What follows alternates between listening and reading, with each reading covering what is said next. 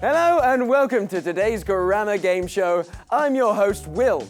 It's a short I, less like sheep and more like ship. Bah!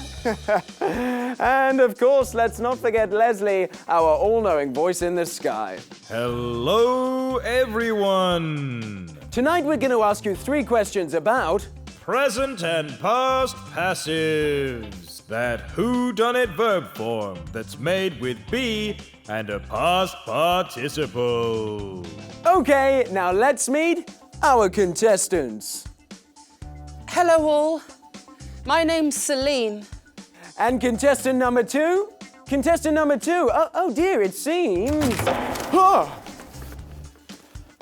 Hello, everyone. My name is Mark. Mark, you came back! Of course.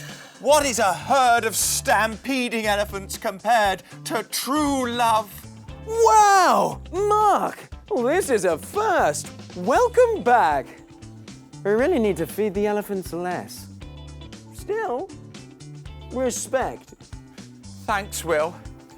I'll never let us be separated again, my love. Nor I, my elephant man. Oh, isn't that cute? I'll tell you what. If you can both get through the episode without making a single mistake, I'll let you both go together. Really? Okay. Let's do it. Okay, our first round is a quick fire round. Change these sentences into present or past passives. Someone stole our car. Our car was stolen. Correct. Well, people use buses every day. Buses are used every day. Correct. I peeled and sliced the onion.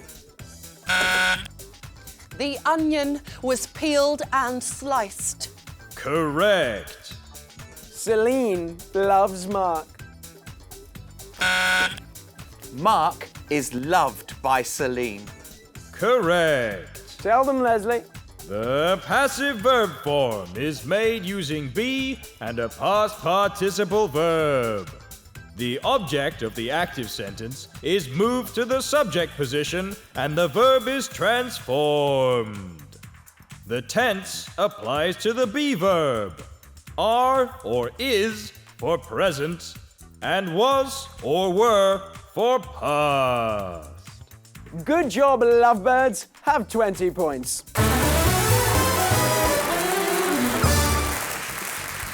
On to our next question. We use the passive form for many reasons. Here are a few of them, but one of them is incorrect. Which one is it? The action or object is more important than the subject. We do not know who did the action.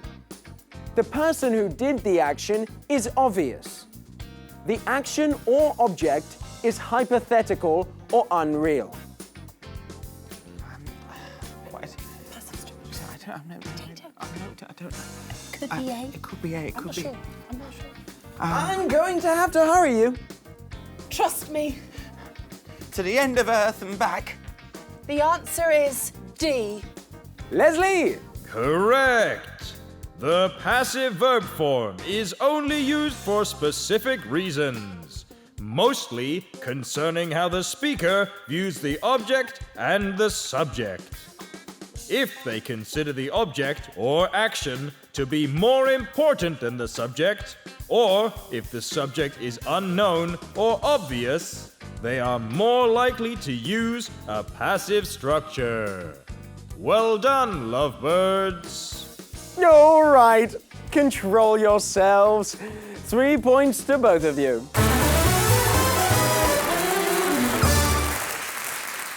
One more right answer, and you can leave together. Here we go. When using the passive, we may wish to include the person doing the action. The subject is known as the agent, but which preposition do we use to introduce them? We use by. For example, my heart was captured by Mark. Correct, but it's not over yet. Sometimes we also include the object that was used to perform the action. This is known as the instrument. Which preposition introduces it? I don't know.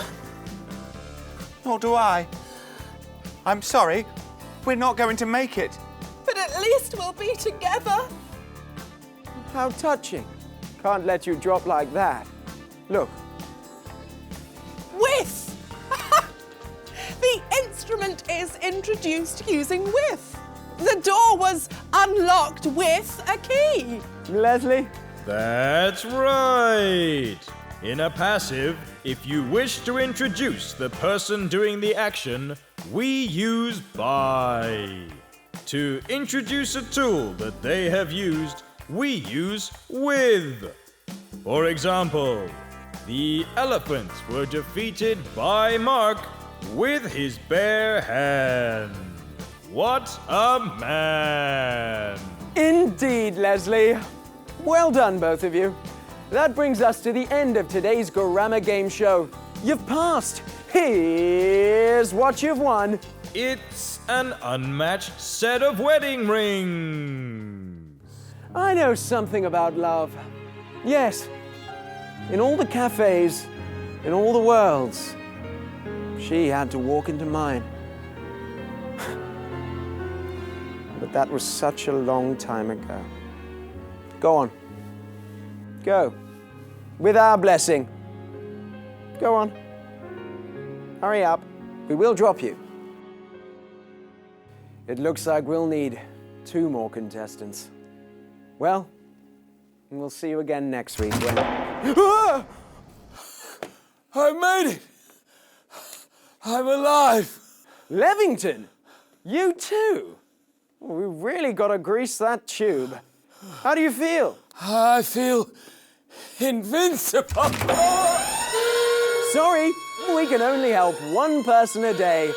Today wasn't yours. Loose the bats. Thanks for joining us. Say goodbye, Leslie. 再见, Leslie. See you next time.